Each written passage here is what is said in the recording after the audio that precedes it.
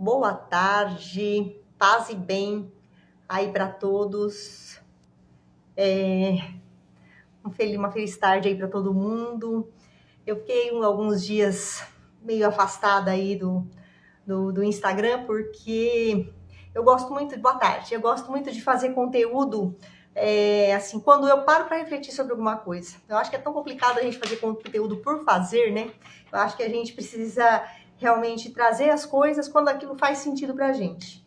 E essa semana que eu fiquei meio recolhida, todo mundo que sabe que eu trabalho aí com espiritualidade, muitas vezes faz uma pergunta pra mim, e eu parei pra pensar essa semana, eu falei, gente, eu preciso refletir mais sobre isso. As pessoas às vezes me perguntam assim, Rô, por que pessoas boas parece que sofrem tanto? Por que pessoas boas parece que adoecem mais do que pessoas ruins? Né? Muitas pessoas me perguntam isso, por essa minha forma de concatenar a psicanálise, a parte mental, a parte emocional e a parte espiritual, é muito perguntado isso para mim. Por que parece que pessoas boas sofrem tanto, adoecem tanto, né? Que Deus é esse? E aí eu fiquei pensando bastante, né, para tentar chegar aí num consenso que pudesse ter lógica, né, para mim e lógica para as outras pessoas também, porque é uma pergunta que há muito questionamento, né? Por que as pessoas boas sofrem aqui nesse mundo, adoecem? E realmente, se a gente for pensar, parece que as pessoas que são mais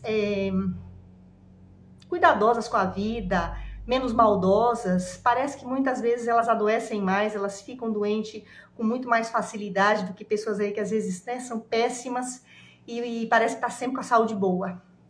E aí eu fui parar para pensar, primeiro na formação aí da nossa psique, né, da nossa personalidade, como é que se forma isso daí na infância, né?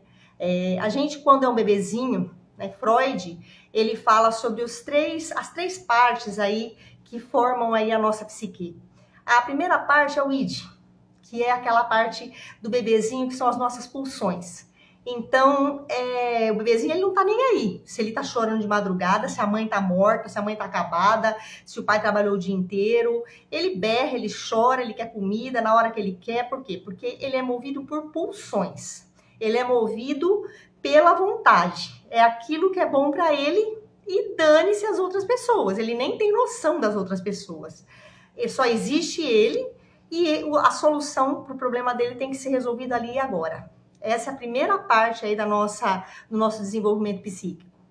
Depois, a gente desenvolve, depois do id, a gente desenvolve aí o ego, né? É aonde a criança, ela começa a perceber que ela não é só ela no mundo, não existe só ela no mundo, existem outras pessoas, e ela começa a observar essas pulsões que existem dentro dela, essa vontade de querer as coisas independentemente dos outros, mas ela começa a regular, ela começa a observar isso que acontece, essas pulsões, e ela começa a regular isso, tentando realizar, né, mas de acordo com a realidade. E ela vai percebendo ao longo aí do tempo, né, tanto que fala aí que a idade do terror aí são os 3 aninhos, né, aquela criança que toma as coisas na mão da outra, briga por qualquer coisa, chora por qualquer coisa, mas é a criança que está aí começando a desenvolver essa percepção de que não é só ela no mundo. E isso gera uma dor muito grande, né? Freud chama essa parte aí do ego, é a segunda parte que é formada. E em terceiro, formar por volta aí dos 5, 6 anos de idade, é formado essa terceira parte, né, da nossa psique, que é o superego, né, que Freud fala que é principalmente essa voz interna, que seria a voz do nosso pai interno e a nossa mãe interna. Então, a criança que dependendo da forma como ela lida com as questões, ela ouve o que ela ouve, ela absorve o que ela absorve, o que ela vive, o que ela vivencia aí nos primeiros aninhos dela, ela desenvolve aí essa parte cerebral, né, essa parte da personalidade aí, que seria o superego, que é uma voz de controle. É uma voz de controle que a gente tem dentro de nós, que reprime as nossas pulsões, reprime o id, né? A função dele é reprimir violentamente, não deixar que a gente faça aí muitas coisas que nos destruam, né? Mas o superego, muitas vezes, até pela nossa própria formação, pela forma como a gente foi criado, é uma voz muito poderosa dentro de nós. E apesar de ter gente que acha que o superego é um anjinho, né? Porque está nos corrigindo a todo instante, a voz do superego ela pode se tornar uma voz assim muito impositiva e que nos destrói. Se nós criamos esses dois pais, né? Esse pai e essa mãe interno, que nos corrige, que nos acusa de tudo, que nos reprime de tudo, que mostra para nós todas as nossas imperfeições, que nos detona, e muita gente tem essa voz muito forte dentro de si, essa voz pode nos destruir. E eu acredito, parei até para pensar numa coisa, né? Num tratamento terapêutico, quem que você acha que é mais fácil de chegar num tratamento terapêutico? É alguém que já tem consciência de si próprio, já percebe que tem algo de errado, já se culpa muito por algumas coisas, já sente muito essa dor dentro de si, ou pessoas totalmente aí narcisistas, ou pessoas que não têm a mínima consciência do outro, mínima consciência de coletividade, não tá nem aí para nada.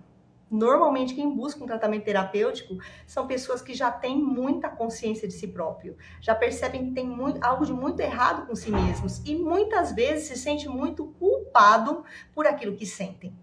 A gente normalmente busca tratamento terapêutico. Eu, por exemplo, quando eu comecei a fazer meu primeiro tratamento terapêutico lá atrás, há quase 30 anos atrás, foi por causa do relacionamento com o meu pai. Eu não tinha um bom relacionamento com ele, sofria muito com isso.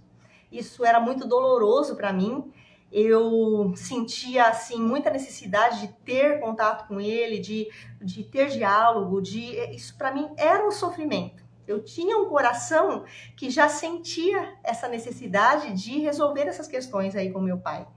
Muitas pessoas que não têm essa consciência não vão procurar esse tipo de tratamento. Vão sair arrebentando, às vezes, outras pessoas, vai saindo destruindo outras pessoas pela própria dor que sentem, mas não tem consciência, não tem a culpa, não sentem a mágoa, não sentem a angústia, que muitas vezes pessoas que já têm mais consciência moral, mais consciência, um caráter mais firme, já sabem que não devem fazer mal para os outros, essas pessoas muitas vezes se arrebentam aí com as próprias emoções. Uma das emoções que mais mata a gente internamente é a culpa. Você já viu gente que faz coisa ruim para os outros e que não tem consciência de sentirem culpa? Não. Culpa é sentimento de pessoa boa. Só pessoas boas sentem culpa. Só pessoas boas refletem sobre os próprios atos e percebem que fez alguma coisa que não foi bom, percebem que fez alguma coisa que feriu o outro. Pessoas boas sentem culpa. E a culpa é um sentimento que detona demais. A culpa é um sentimento que machuca demais a pessoa. A culpa, ela gera outras coisas, né? Ela gera mágoa, ela gera tristeza, ela gera depressão. E todos esses sentimentos negativos, eles detonam o corpo da gente. Criam aí várias toxinas no nosso corpo, diminuem o nosso sistema aí de proteção do organismo e isso vai nos adoecendo. Então eu acredito que basicamente é por isso que pessoas boas muitas vezes adoecem no corpo mais do que pessoas, entre aspas, aí que a gente cataloga aí como ruins.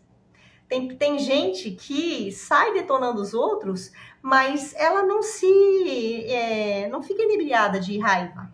Muitas vezes tem gente que sai detonando os outros e sai cantando e feliz da vida.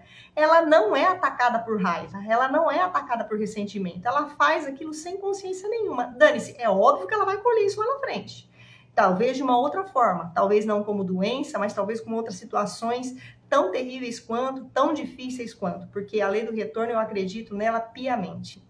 Mas muitas vezes pessoas que são melhores, que já têm mais consciência, já são mais espiritualizadas, essas pessoas, por terem esses sentimentos, muitas vezes que não põem para fora, que não verbalizam, né? Quantas vezes pessoas boas que a gente conhece, que tem uma mágoa gigantesca dentro de si próprios, mas não conseguem nem verbalizar isso, não conseguem nem colocar isso para fora. Eu conheço pessoas extremamente boas, mas que, né, estão sempre adoecidas, e que quando assim eu tento conversar sobre isso, para colocar essa questão para fora, conversar sobre o que dói, a pessoa não fala, não, eu já entreguei na mão de Deus, tá tudo bem, não tem mais vontade de falar sobre isso, mas você percebe claramente que aquilo ali ainda é uma pulsão dentro dela que tá tentando explodir, tá tentando sair, né? E sai como? Sai em formato de sintoma. Todas as nossas emoções que a gente não elabora, que a gente não conversa sobre elas, a gente não reconhece, a gente precisa reconhecer, né? Raiva, não dá para você simplesmente pegar a raiva e falar não sinto. A raiva, ela precisa ser reconhecida, ela precisa ser reformulada, ressignificada, e aí depois a gente tem condição de dissolver ela aí de uma outra forma. Mas muitas pessoas, por sentirem culpa, inclusive, de sentirem raiva, né? Sentem culpa quando estão raivosas, sentem culpa quando estão indignadas, né? Porque muitas vezes bate aí nos dogmas religiosos, né? Às vezes tem um entendimento errado aí, dessa questão da religiosidade, né? De acharem que vão ser punidos por estarem sentindo aqueles sentimentos negativos. E eu acho isso uma bobagem tão grande. Eu acho que a gente sentir, a gente não tem como a gente não sentir. Quando a gente se magoa com alguma coisa, meu Deus, não dá para você falar, não magoei, não vou magoar. A mágoa às vezes vem e te toma sem que você perceba. É natural do ser humano experimentar todo tipo de sentimento. Não acredito que Deus vai ficar bravo com alguém que tem um sentimento ruim, com alguém que sinta uma raiva, sinta um desejo de vingança, sinta uma indignação. Mas muitas vezes, com medo até da punição aí divina, a pessoa recalca esse sentimento, finge que esse sentimento não existe, mascara isso é guardado lá no inconsciente, e isso, a hora que vem violentamente em forma do quê? Em forma de sintoma. Então, cada vez mais eu chego a essa conclusão de que terapia é para pessoas boas, porque as pessoas ruins não vão buscar.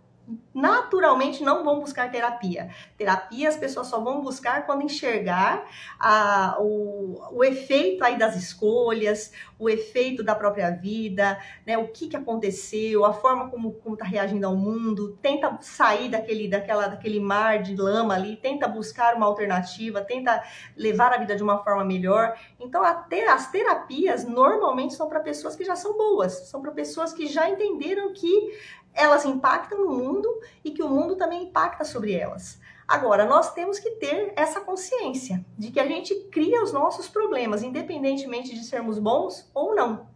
Porque o nosso corpo, ele foi desenhado por Deus. E Deus é amor. Eu acredito profundamente nisso. Então, o nosso corpo, ele funciona através do amor. Através dos sentimentos bons. Todo sentimento negativo, ele vai detonando o nosso corpo, lentamente ou instantaneamente, né? Conheço casos, assim, de pessoas que às vezes sofrem um trauma tão grande, uma sensação, um sentimento às vezes tão violento, que aquilo ali rapidamente gera um problema aí né, no corpo, e a pessoa adoece, às vezes vem até a óbito, de tão profundo que foi aquele sentimento negativo que atacou ela. Mas se a gente não entender que o nosso corpo, ele foi feito para funcionar, o nosso combustível é paz, o nosso combustível é tranquilidade, o nosso combustível é perdão, o nosso combustível é amor, se nós não entendermos isso, a gente não vai conseguir buscar ajuda para quê? Para tirar esses sentimentos de nós, né? Esses sentimentos precisam ser olhados. O fato de você lidar com sentimentos de culpa, sentimentos de medo. Sentimento de medo é um sentimento que adoece demais, porque também bate muitas vezes nos paradigmas aí religiosos, né? Quando você sente medo do futuro, você sente medo da vida, você sente medo de uma situação que pode acontecer, parece que você não tem fé. Então você muitas vezes mascara o sentimento de medo também, para não ter essa sensação de que não tenho fé suficiente. E o sentimento de medo é natural do ser humano também. Em algumas situações na vida, dá muito medo. Isso independentemente da gente ter fé ou não. Então, a gente falar sobre os nossos medos, a gente falar sobre as nossas culpas, que às vezes a gente carrega uma vida inteira, né? Conheço casos, assim, de pessoas que, por exemplo, a mãe faleceu, tinha um relacionamento ruim, não conseguiu resgatar isso antes, carrega uma tristeza, às vezes, a vida inteira, porque não conseguiu restabelecer aquele relacionamento, né, com a mãe, e a mãe partiu sem que pudesse resolver esse problema. Quantas situações a gente vem ao longo da vida, né, arrebentando aí o nosso organismo, arrebentando aí a nossa psique, arrebentando os nossos sentimentos, e até que culmina aí em doenças, e cada vez parece que tá mais isso, né? Parece que o nosso corpo não tá aguentando mais. Eu nunca vi tantas pessoas adoecidas aí emocionalmente, e isso passando aí também para o corpo. Hoje eu estava vendo um vídeo de manhã de um médico que eu gosto bastante, ele é psiquiatra, e eu achei maravilhoso o que ele fala, que ele foi para a área, né, de psicanálise, buscar outras coisas, porque ele ficou muito frustrado quando ele começou no atendimento hospitalar. Porque chegava lá alguém, né, que tinha acontecido, às vezes, um fato traumático, e ele fala assim, que, né, que os psiquiatras simplesmente só têm a farmácia, só tem os remédios para dar, para acalmar um pouco o paciente. Ele falou, não pode ser só isso. Né? Ele falou que ele perguntou pro professor dele, mas e o divórcio? Né? Na verdade, a paciente chegou lá com né, muita ansiedade, uma crise muito grande, de pânico. E ele investigando, né, eles chegaram à conclusão que foi quando começou o processo de divórcio dela. E aí ele falou assim para o professor dele, né? Ele falou assim, mas professor, e o divórcio? Ele falou assim, não, isso não é a nossa área. A nossa área é o remédio, a gente vai dar o remédio para ela. Essa área dela ver essas questões vai ser em outro lugar, vai ser outra parte. E aí foi quando ele falou que realmente ele foi aí para a área psicológica também, para a área emocional, porque ele falou, aqui só no consultório não vai dar. É o meu sonho grande, né? Eu sei que é utópico, mas é um sonho grande aí, que quando nós chegássemos aí no hospital com um sintoma, antes da gente simplesmente darem pra gente aí uma receita de médico, uma receita de remédio, pudessem perguntar pra gente, né, como estão suas emoções, né? O que aconteceu ontem, né? Como é que você vem vindo esses dias? O que você tem passado? Você tem sentido medo de alguma coisa? Você tem sentido angústia, né? Qual que está a situação na sua casa? Como que estão seus relacionamentos? Se nós pudéssemos, né, fazer essa triagem, se nós pudéssemos aí olhar essa integralidade do ser humano, né? Se o ser humano pudesse ser olhado aí no todo. Tem um livro maravilhoso que eu adoro, né, da Louise Hay, não sei quem de vocês conhece, que chama Você Pode Curar Sua Vida, mas é um livro de cabeceira para mim, e é um livro maravilhoso, né? Um livro de metafísica.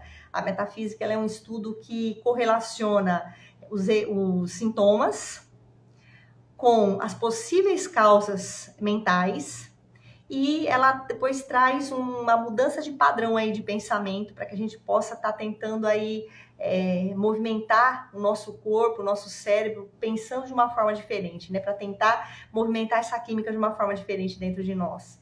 Então tem causas ali para tudo, né? Desde o estômago, quando o estômago dói, qual que seria a possível causa mental e qual que é o novo padrão de pensamento vibratório que a gente tem que ter para que a gente possa estar fazendo essa mudança. Então a metafísica faz muita diferença na minha vida e faz muita lógica para mim, muita lógica. Desde quando eu comecei a entender, né, mais sobre isso e aceitar que as emoções nos adoecem, independentemente de nós sermos boas pessoas ou não, né, eu parei de questionar a Deus, porque muitas vezes se a gente não tiver esse entendimento, a gente questiona, né, a Deus, porque parece que a gente está sofrendo e a gente realmente tem procurado ser uma pessoa bacana, tem procurado não atrapalhar a vida das pessoas, mas às vezes até esse não atrapalhar a vida das pessoas nos arrebenta.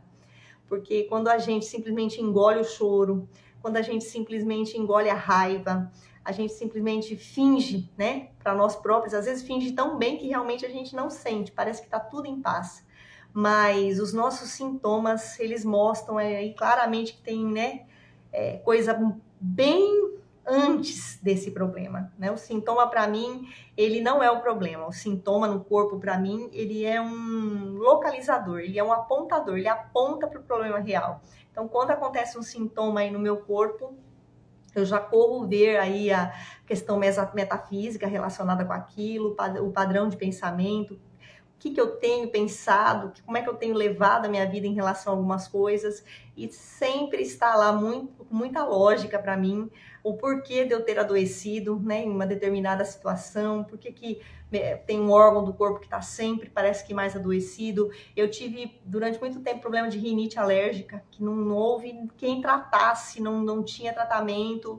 Fiquei anos e anos e anos, né, tentando resolver um problema de rinite alérgica com remédio, até que caí, né, na questão metafísica, e aí eu fui ver que, na verdade, a minha rinite, estava relacionada com as emoções, né? Com aquela raiva não liberada. Quando eu ficava com raiva de alguma coisa, eu ficava extremamente irritada com alguma coisa, e até pela questão religiosa, pela questão espiritual, eu simplesmente engolia aquilo, não falava, fingia que estava tudo bem, passava 2, 3 dias e explodia. Aí a rinite, e passava para a garganta e tudo mais, né? E conforme eu fui trabalhando melhor essa questão, muitas vezes verbalizando a raiva, muitas vezes não verbalizando, mas canalizando de alguma forma, reconhecendo que ela estava ali, reconhecendo que naquele ponto, naquele momento eu estava certa, não me culpando por sentir raiva, né? Isso é muito importante. Conforme eu fui lidando melhor aí com a minha raiva, com a minha irritabilidade, a minha rinite, ela foi sumindo.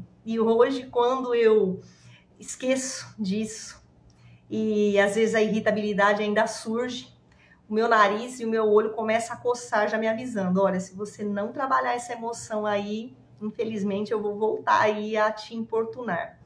E normalmente dá tempo de eu fazer aí uma autorreflexão de novo, parar, respirar, lidar com esse sentimento negativo que ficou aqui condensado, né? Elaborar isso e aí dissolver. E aí normalmente vai embora sem que a rinite apareça de novo. Então, graças a Deus, há muitos anos aí eu me libertei. Mas às vezes esqueço, né? Às vezes ainda esqueço. E aí quando ela vem com tudo, e o nariz escorrendo, e o olho, e garganta coçando, eu paro, né? E também falo, poxa vida, né? Caí de novo aí em tentação, né? Infelizmente não consegui. E aí é tomar o remédio mesmo, trabalhar as emoções, trabalhar, né, essa questão emocional, liberar essa culpa, né, que muitas vezes a gente carrega, né?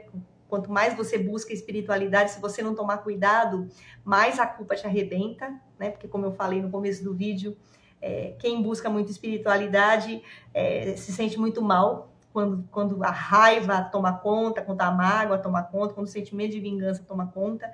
Então, essa culpa é altamente destrutiva. Então, para tudo isso, a palavrinha mágica aí é o autoconhecimento. Se a gente não se autoconhecer, se a gente não lidar com essas emoções, se a gente não compreender que a gente cria essas questões dentro da gente, se a gente não aceitar que isso existe e que isso não nos faz pessoas piores, o fato da gente sentir raiva, o fato da gente sentir indignação, né, da gente sentir medo, isso não nos faz pessoas de pouca fé, isso não nos faz pequenos aí aos olhos de Deus. Deus não vai nos punir por causa disso, ao contrário, né? Jesus fala que ele não vem para curar os sãos, mas ele vem para curar aí os doentes. Então a gente reconhecer aí a nossa doença psíquica, né? Essas nossas questões mal resolvidas e nos envolvermos com muito amor. Eu acho que isso é o mais importante, né? Eu acho que em todo o processo de cura, seja a cura física, seja a cura espiritual, cura mental, o processo aí de alto amor, ele tem que acontecer. A gente tem que ter um profundo amor aí por nós mesmos, né?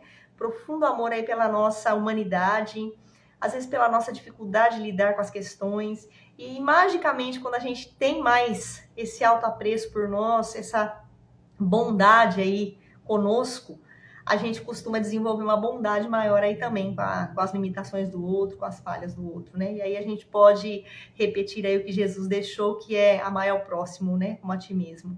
Mas sem a gente descobrir que nós somos esses seres duais, né? Nós temos uma dualidade muito grande, a gente é feito de sombra e feito de luz. A gente não tem uma parte só bacana dentro de nós, a gente tem uma parte muito sombria, muito difícil, muito mal resolvida ainda, questões que vêm de infância, questões que a gente não elaborou, muita raiva acumulada, e isso é o que somos. E isso não nos faz aí menores, não nos faz aí indignos de sermos amados por Deus, ao contrário, né? É por a gente reconhecer a nossa humanidade que a gente tem capacidade realmente aí de buscar o divino, né? De colocar nas mãos dele, olha, Senhor, é isso aqui que eu dou conta de ser hoje, não consigo ser melhor que isso ainda. quero buscar transformação, quero buscar cura, né? Porque você só cura alguma coisa que você sabe que está doente. Se você não sabe que você está muito doente emocionalmente e, né, sentimentalmente, como que você vai buscar cura? A cura, ela é necessariamente para aqueles que sabem que estão adoecidos. Então, precisa haver muita mudança aí, né, no mundo, muita consciência, os processos terapêuticos precisam ser mais bem direcionados, tem que ser uma coisa normalizada, né? Processos terapêuticos não é para gente doida, não é para gente problemática, não é para gente que já percebeu que merece ter saúde mental. Processos terapêuticos é para gente muito corajosa, gente que não tem mais medo de olhar para dentro e ver que é possível, né? A gente sim se livrar aí dos sentimentos negativos. No começo é um processo que a gente precisa de uma outra pessoa fazendo com a gente, porque às vezes a gente não tem aí autoconhecimento suficiente para identificar aí as nossas emoções, nossos traumas, nossas dificuldades, né, desde a infância, mas vai chegar um tempo, né, pelo menos deveria, dos processos terapêuticos em que você já aprende a fazer esse processo sozinho, né? Você já aprende a fazer essa introspecção aí sozinho, você consegue lidar aí com as próprias emoções, e aí, quem sabe, você começa a fazer esse trabalho aí também com outras pessoas, né? Eu acho que esse aí que é o intuito. Todo mundo buscar um pouco mais de cura para si próprio e depois ensinar outras pessoas, pessoas em volta, a gente fazer esse trabalho com as próprias pessoas que rodeiam a gente no nosso trabalho, né? Quantas vezes aparece gente do nada, né, que desaba em cima de você, né? Pelo menos comigo acontece muito, né? Em situações assim que a gente fala, gente, do nada a pessoa se abriu. Então, é muito maravilhoso quando a gente busca essa aceitação, essa cura aí dos nossos sentimentos, e a gente, a partir disso, a gente tem um pouquinho aí para dar para os outros também, e falar para os outros também, olha, tem solução para toda essa dor que você sente, para toda essa angústia que você sente, não tenha medo, né? Jesus fala na Bíblia que onde 2 ou mais estiverem em nome dele, ele ali estará. Então, eu acredito que, seriamente, né, que quando 2 pessoas estão num processo terapêutico, onde elas estão buscando harmonia, estão buscando paz, estão buscando paz de espírito, amor próprio, né, esse sentimento aí de conexão interior, com certeza ali Deus também está, né, fazendo aquele trabalho. Mas para isso a gente tem que perder o medo e principalmente a vergonha, né? Muitas vezes a gente tem vergonha aí de falar dos nossos sentimentos, de falar das nossas dores, de falar daquilo que nos preocupa, das nossas angústias, do nosso medo do futuro. A gente tem muito medo e muita vergonha ainda, e isso atrapalha demais. Então, por tudo isso, né, que eu falei aqui, é que eu acredito que muitas vezes as pessoas boas adoecem, as pessoas boas sofrem muito. Então é muito importante que a gente tenha essa consciência, que a gente, se você concorda com isso, passe esse vídeo para frente, leve isso para mais pessoas, para que mais pessoas boas aí tenham essa compreensão do porquê elas estão adoecendo e elas possam aí efetivamente buscar ajuda, para que a gente realmente não fique aí nesse jogo, parece que pessoas boas sofrem mais aí que pessoas ruins. Isso não é verdade, porque mesmo que pessoas que estão fazendo muita maldade aí não estejam doentes fisicamente, a colheita delas é certa, porque nessa vida a lei do retorno, ela é violenta, né? Não tem como você passar impunemente nesse mundo só fazendo coisas ruins e você não colher o efeito delas, né? Ou aqui, ou no plano espiritual, em alguma situação você vai ter que olhar aí para tudo que você está fazendo, né, de ruim, né, distribuindo, né, maldade aí com os outros, e você vai ter que reconhecer, você vai ter que olhar para isso, e aí a culpa vai ser violenta mesmo. Mas o nosso trabalho aqui nesse mundo não é se preocupar com o que as outras pessoas estão fazendo, porque cada um tem o seu legado aí, cada um vai responder, né, pelas próprias atitudes. Eu acho que nessa vida aqui a gente veio para a gente se desenvolver, para a gente crescer, para a gente evoluir aí na nossa consciência e para sermos felizes, né? Realmente felizes de alma, felizes na paz de espírito, felizes vivendo em paz aí, né, com a nossa família, com os nossos filhos.